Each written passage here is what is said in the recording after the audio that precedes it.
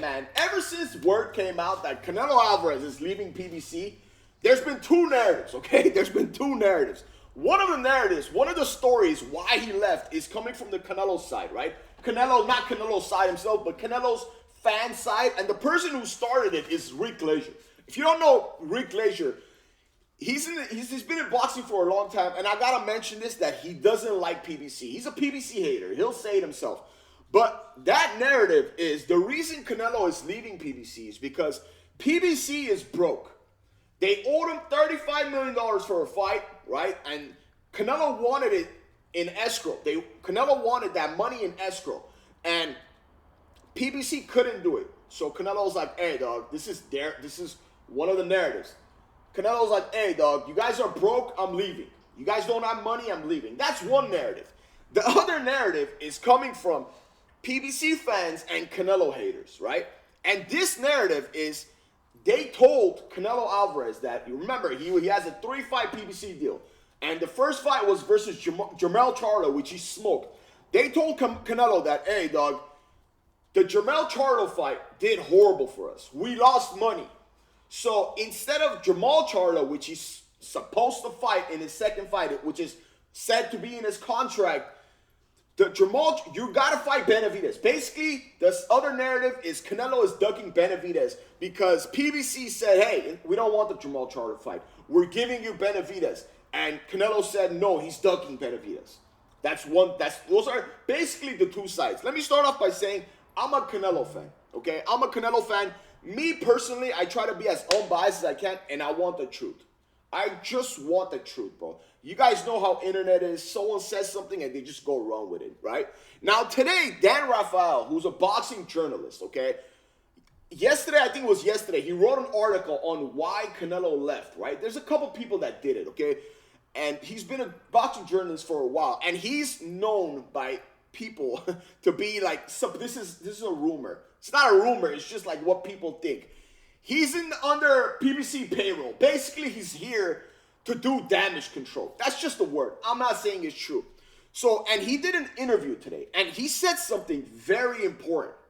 He said something very important that, to me, basically scratches off the whole Canelo is ducking David Benavidez narrative. That's just my opinion. And let me show you this, okay?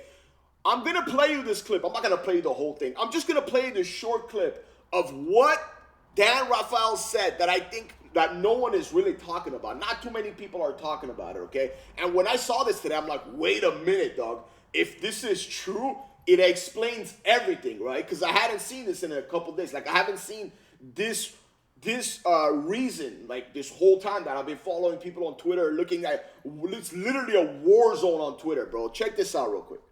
We want you to do a fight. We'll do the Charlo fight against Jamal for your guarantee, which I am told was north of $35 million. But you have to agree in fight number 3 to fight David Benavidez, who was not contemplated in the original paperwork, even though he's by far the best opponent that PBC has in its stable of fighters, if not the best opponent, period, that he could fight in terms of excitement and obviously huge amounts of buys and that sort of thing.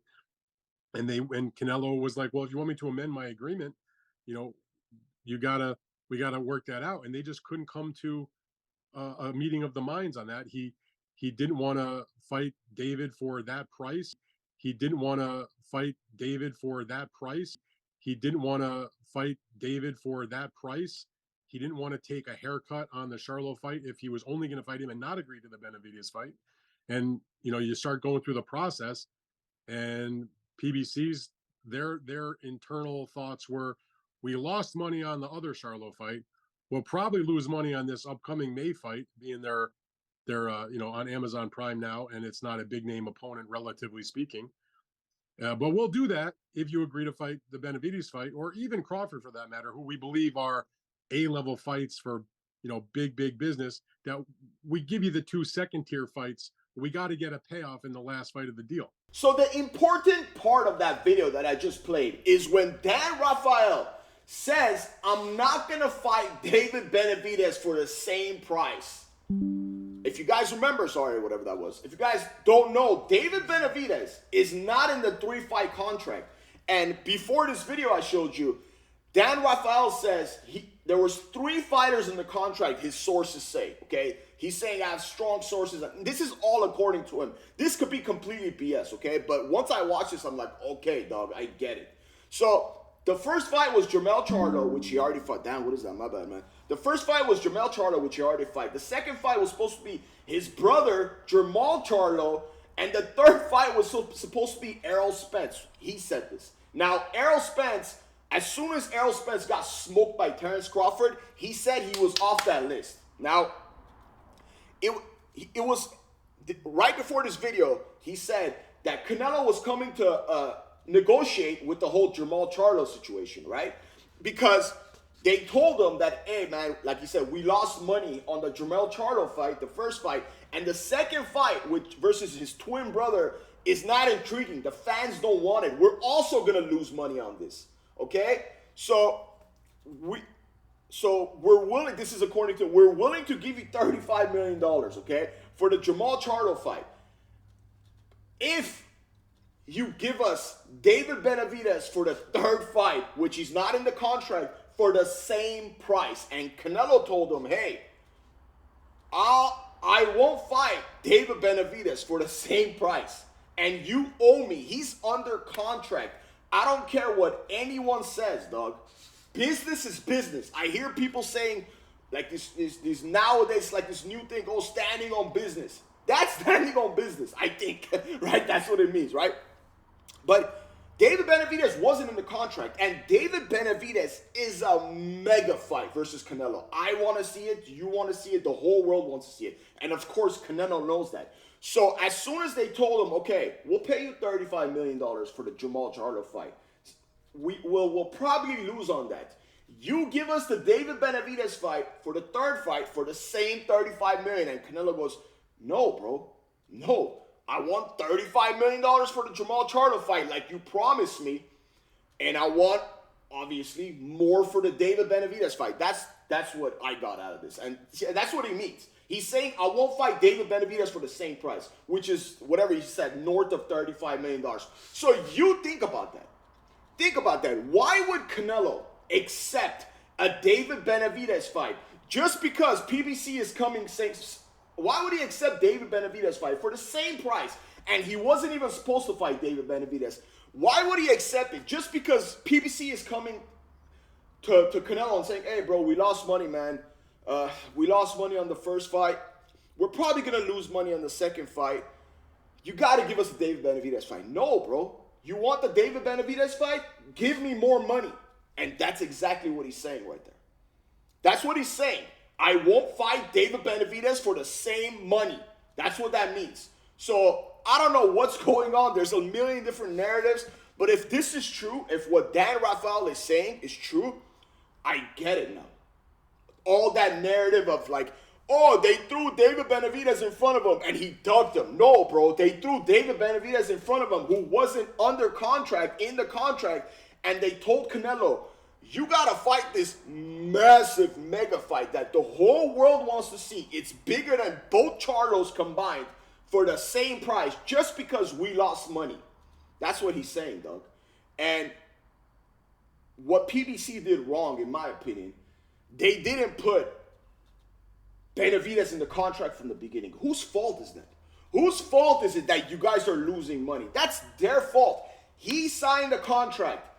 35, 35, 35, right? And now they're like, you're going to lose money, so you got to give us a freaking Goku fight. You know what I'm saying? So, look, man, I completely understand. I have a business, bro, okay? Like, I'm not saying, I'm not in the boxing business, but I get it, bro. I get why Canelo said, no, I won't fight David Benavidez for the same price.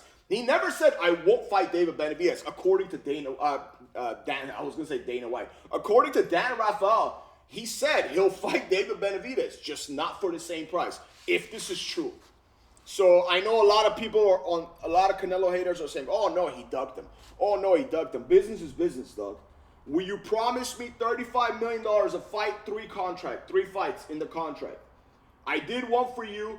You guys are saying you guys lost money. I smoked Jermell Charlo. That's not my fault. It's not my fault Jermell Charlo is not a draw. right? It's not my fault. And I heard they did like 650, 700,000. But it doesn't matter. All this, I don't know if it's true or not. But it's not my fault you guys lost money. It's not my fault you gave me this contract. We negotiated and we both signed. Now you're coming to me and saying, hey, dog, for the Jamal Charlo fight, we're most likely going to lose money too. You got to give us the David Benavidez fight for the third fight for the same price. And I bet you Canelo went up to him and said, hey, dog, I'll give you the David Benavidez fight, just not for the same price, much more, which, of course, man. So all this stuff, man, freaking Samson, his promoter, Dave Bennett, oh, we offered him $55 million. And then his dad coming saying, oh, they offered us $5 million. Bro, like, it's so much BS going on. But if there was one thing I will believe, I don't even know if I believe the whole PBC is broke situation. I do believe they've made, maybe they made some bad business decisions and they've lost money. I do believe that. I mean, I don't need to believe this. Showtime isn't there, right? Wasn't Showtime funding them? But this story of Canelo saying, hey, I'm not going to fight David Benavidez for the same price makes sense to me. Which he's saying, I'll fight David Benavidez just for more. He wasn't under contract, and he has every single right to do so. But you know how it is, bro. We got the haters, we got the fans, and both sides are pushing. And I'm a fan, dog. I'm a huge Canelo fan. Canelo's my favorite fighter right now, bro. But I love Tank. Tank is one of my favorite fighters, but I want the truth. I want to be as unbiased as possible, and I want to think as logical as possible. And what he said right here makes complete sense, man. Let me know what you think of this in the comments, man. Who do you believe? Canelo's side? Who do you believe? The Canelo fans narrative or the PBC fans narrative? Let me know what you think of this in the comments. It'll mean the world to me if you like and subscribe. And don't forget to hit the notification. Thanks so much for watching.